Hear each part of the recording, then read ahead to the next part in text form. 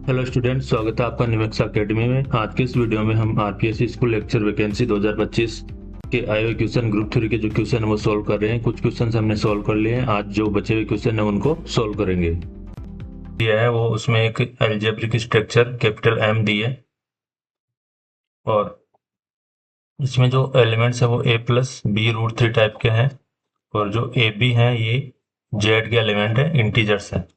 हमें जो binary operation दिया है स्टार, ये क्रॉस दिया है, मल्टीप्लीकेशन दिया है। तो ये बताना है कि एम डॉट है इन चार में से कौन सी स्ट्रक्चर बनाएगा, क्वेसी ग्रुप, ग्रुप, मोनोइड और सेमी ग्रुप। तो क्वेसी ग्रुप के लिए हम चेक करते हैं क्लोजर प्रॉपर्टी, समवर्तता। जो सेमी ग्रुप होता है उसमें प्लस एक प्रॉपर्टी ऐड हो जाती है, ये वन तो ऐड होगी, इसमें एसोसिएटिविटी और आ जाती है, साचर्यता। और ये सेकंड प्रॉपर्टी तो वन और टू अगर होल्ड हो तो वो सेमी ग्रुप होगा, और इसमें ऐड हो जाए आइडेंटिटी एलिमेंट वाली प्रॉपर्टी, तो ये तीनों प्रॉपर्टी है मोनोइड के लिए। ये दो प्रॉपर्टी है सेमी ग्रुप के लिए और ये है क्वेसी ग्रुप के लिए। और इन तीन के अलावा अपने पास इनवर्स भी एग्जिस्ट कर जाए तो उसको हम क्या बोलेंगे, ग्रुप बोल देंगे। तो यहाँ हमें जो एलिमेंट इस टाइप से दिए हैं ए प्लस बी, तो हम दो एलिमेंट लेंगे, एक तो अक्स एलिमेंट लेंगे। पहले क्लोजर प्रॉपर्टी देख रहे हैं, क्लोजर प्रॉपर्टी। क्लोजर प्रॉपर्टी के लिए हम इस सेट एम के दो एलिमेंट लेंगे। एक हमने ले लिया है कैपिटल एम, ये एक तो ले लिया स्मॉल एक्स और एक ले लिया है वाई। तो जो अक्स एलिमेंट होगा वो ए प्लस बी रूट 3 फॉर्म का होगा। ऐसे जो वाई एलिमेंट है वो सी प्लस डी रूट 3 ले लिया हमने। सी और डी क्या है, इंटीजर्स हैं, और ए और बी क्या है, इंटीजर्स हैं। अब इनका प्रोडक्ट करेंगे एक्स डॉट वाई और देखेंगे कि जो एलिमेंट आएगा वो एम का एलिमेंट आएगा या नहीं। तो दोनों एलिमेंट को सिंपली हमने मल्टीप्लीकेशन कर दिया है। अब यहाँ जो रूट 3 वाली टर्म्स है उनको हम अलग लिख रहे हैं। तो रूट 3 कॉमन लेके ए डी और बी सी इनका कोएफिशिएंट प्लस में आ जाएगा, और ये जो ए सी और 3 बी डी है इसको हम अलग से लिख देंगे। तो अब देखेंगे कि ये जो एलिमेंट है ये ए प्लस बी रूट 3 टाइप का है क्या। तो रूट 3 का जो कोफिशिएंट है वो एक इंटीजर है, क्योंकि दो इंटीजर्स को प्रोडक्ट करके ऐड करें तो भी इंटीजर्स ही मिलेगा, और ए सी प्लस 3 बी डी भी क्या है, एक इंटीजर है। तो हम ये कह सकते हैं कि ये जो अक्स डॉट वाई आया है ये सेट एम का ही एलिमेंट है। तो दो एलिमेंट एम से लिए थे, उनका प्रोडक्ट भी एम में ही आ रहा है। इसका मतलब जो प्रॉपर्टी है वो क्लोजर प्रॉपर्टी को होल्ड हो रही है यहाँ पे। इसलिए ये सेमी ग्रुप के लिए केवल एक प्रॉपर्टी होती है। अब और प्रॉपर्टीज भी देखते हैं वो भी सेटिस्फाई हो रही है क्या। अब जो मल्टीप्लिकेशन ऑपरेशन होता है ये पूरे आर में, रियल नंबर्स में एसोसिएटिव होता है। अगर आर में एसोसिएटिव है तो आर के जो सबसेट होंगे उनमें भी ये एसोसिएटिव रहेगा, साचर्य नियम का पालन करेगा। तो जो एम है, ये आर का सबसेट है। एम है ये आर का सबसेट है, इसलिए इस एम में एसोसिएटिव प्रॉपर्टी होल्ड हो जाएगी। तो फर्स्ट दो प्रॉपर्टी होल्ड हो गई है, एक तो क्लोजर प्रॉपर्टी और एक एसोसिएटिव प्रॉपर्टी। अब हम आइडेंटिटी एलिमेंट देखेंगे तो हमें पता है कि जो मल्टीप्लीकेशन होता है उसके लिए जो आइडेंटिटी एलिमेंट होता है वो वन होता है, और वन को मैं ऐसे लिख सकता हूँ वन प्लस जीरो रूट 3। तो ये ए प्लस बी रूट 3 टाइप का एलिमेंट है, और ये वन इंटीजर है, जीरो इंटीजर है। तो ये जो एलिमेंट आया ये एम का ही एलिमेंट है, इसलिए आइडेंटिटी एलिमेंट भी एग्जिस्ट कर जाएगा। तो फर्स्ट सेकंड और थर्ड तीन प्रॉपर्टी ट्रू हो रही है, तो ये मोनोइड तो हो जाएगा। अब फोर्थ प्रॉपर्टी देखते हैं हम, इनवर्स। इनवर्स के लिए हम जैसे एक एलिमेंट ले लिया मैंने, टू ले लिया, और टू को मैं लिख सकता हूँ टू प्लस जीरो रूट 3। तो ये जो टू एलिमेंट है ये एम का एलिमेंट है। अब इसके लिए इनवर्स टू का इनवर्स डॉट के लिए रियल नंबर में 1/2 होता है, लेकिन इसको मैं ए प्लस बी रूट 3 की फॉर्म में नहीं लिख पाऊंगा, क्योंकि ये जो 1/2 है ये इंटीजर नहीं है, does not belongs to integer. तो टू का मल्टीप्लिकेटिव इनवर्स एग्जिस्ट नहीं करेगा, तो जो फोर्थ प्रॉपर्टी है वो होल्ड नहीं होगी। तो ये जो स्ट्रक्चर हमें एल्जेब्रिक स्ट्रक्चर दी हुई है एम डॉट, ये मोनोइड हो जाएगा। मान लो यहाँ जेड की जगह में आर दे दे, जेड की जगह आर, तो आर में क्या ये ग्रुप बनाएगा या नहीं बनाएगा ये देखते हैं हम। तो जैसे ही हम आर में जीरो लेंगे, एक एलिमेंट लेंगे जीरो, ये एम का एलिमेंट है क्योंकि इसको हम zero plus zero root three की फॉर्म में लिख सकते हैं। ए और बी जीरो जीरो क्या है, इंटीजर है, लेकिन इसका जो इनवर्स होगा वन अपॉन जीरो, ये इन्फिनिटी की तरफ टेंड करेगा तो एग्जिस्ट नहीं करेगा, तो आर में भी ये मोनोइड होगा। तो इस क्वेश्चन का जो आंसर होगा वो फोर्थ ऑप्शन हो जाएगा। अब चलते हैं हम नेक्स्ट क्वेश्चन की तरफ। इस क्वेश्चन में हमें एक तो ग्रुप दिया है जी, एफ जो मैपिंग है वो जी जो दिया है वो हमें दिया है आर जीरो और डॉट, एस शून्य वास्तविक संख्याओं का समुच्चय, वो डॉट के लिए ग्रुप बना रहा है। और जो जी डैश दिया है हमें, उसमें केवल और केवल टू एलिमेंट है, वन और टू, और जो ऑपरेशन है वो है क्रॉस थ्री। तो ये दो ग्रुप है और एक मैपिंग हमें दी है f x equals to one जब एक्स की वैल्यू पॉजिटिव हो और जब एक्स की वैल्यू नेगेटिव हो। जीरो की हमें इमेज नहीं निकालनी क्योंकि यहाँ जो जी ग्रुप है उसमें जीरो शामिल ही नहीं है। तो हमें देखना है ये होमोमॉर्फिज्म है या नहीं है, फिर देखना है वन वन है या नहीं है, फिर ऑन टू है या नहीं है। तो इसको होमोमॉर्फिज्म चेक करने के लिए हमें ये प्रॉपर्टी चेक करनी पड़ेगी कि हम कोई दो एलिमेंट लेंगे एक्स और वाई, ये दोनों एलिमेंट होंगे आर जीरो के, क्योंकि जी हमें दिया है आर जीरो। और जो फर्स्ट ऑपरेशन है वो डॉट है, तो एक्स डॉट वाई की इमेज निकालेंगे, ये किसके इक्वल आनी चाहिए, एफ ऑफ एक्स।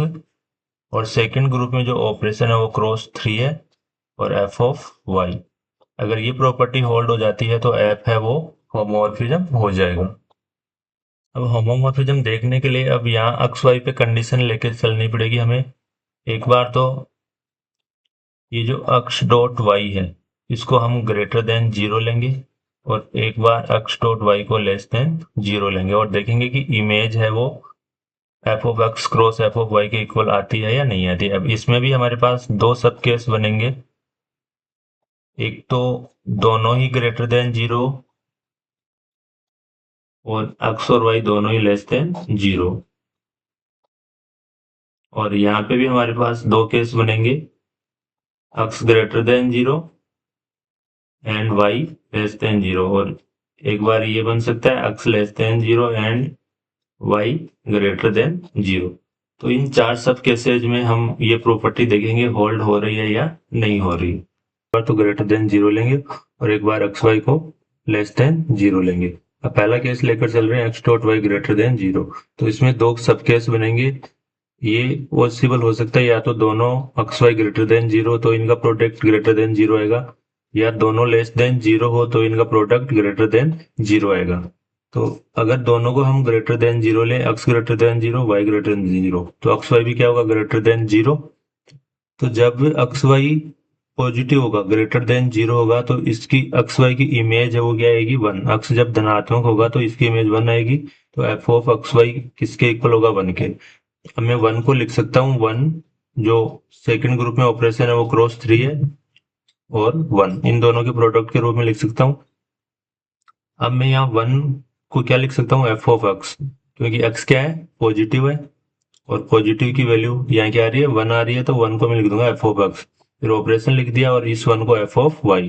तो यहाँ पे तो होमोमॉर्फिज्म वाली प्रॉपर्टी होल्ड हो रही है। अब हम नेक्स्ट लेते हैं, दोनों को लेस देन जीरो लेते हैं। एक्स और वाई दोनों लेस देन जीरो है, लेकिन इनका प्रोडक्ट है वो पॉजिटिव हो जाएगा, तो इस एक्स वाई की इमेज भी क्या आएगी, वन ही आएगी। अब मुझे यहाँ एक्स लेस देन जीरो और वाई लेस देन जीरो दिए हुए हैं, तो मैं इस वन को लिखूंगा टू क्रॉस टू, क्योंकि टू क्रॉस थ्री, टू की वैल्यू क्या होगी, फोर, और इसमें थ्री से डिवाइड करेंगे तो जो रिमाइंडर बचेगा वो वन बचेगा, तो इसकी वैल्यू भी क्या होगी, वन। तो इस वन को मैं इस तरह से लिखूंगा क्योंकि मुझे प्रूव करना है।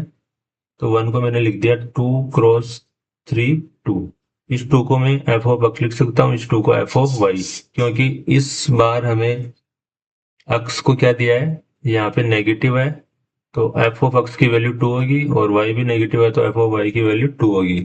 हम सेकंड केस ले रहे हैं, एक्स डॉट वाई की वैल्यू क्या होनी चाहिए, लेस देन 0। तो जब वैल्यू लेस देन 0 तो हमारे पास यहाँ 2 सब केस बनेंगे, या तो एक्स लेस देन 0 होगा और वाई ग्रेटर देन 0, तब ये केस बन सकता है, क्योंकि एक पॉजिटिव और एक नेगेटिव होगा तो इनका प्रोडक्ट क्या आएगा, नेगेटिव। या ये हो सकता है कि एक्स ग्रेटर देन 0 हो और वाई लेस देन 0, तो दोनों केस हम डिस्कस करेंगे। एक्स वाई लेस देन है तो इसकी जो इमेज आएगी वो क्या आएगी, 2 आएगी, क्योंकि ऋणात्मक के लिए फंक्शन डिफाइन है कि जब एक्स वाई ऋणात्मक होगा तो जो इमेज क्या आएगी, 2 आएगी। अब इस 2 को मैं लिख रहा हूँ 2 क्रॉस 3 1, और इस 2 को लिख दूंगा एफ ऑफ एक्स और इस 1 को लिख दूंगा एफ ऑफ वाई। इस 2 को मैं एफ ऑफ एक्स इसलिए लिख रहा हूँ क्योंकि एक्स यहाँ पे लेस देन 0 है और लेस देन नेगेटिव नंबर की इमेज है वो 2, और जो 1 है वो y की इमेज होगी क्योंकि y क्या है, ग्रेटर देन 0। तो इस केस में भी प्रॉपर्टी होल्ड हो रही है।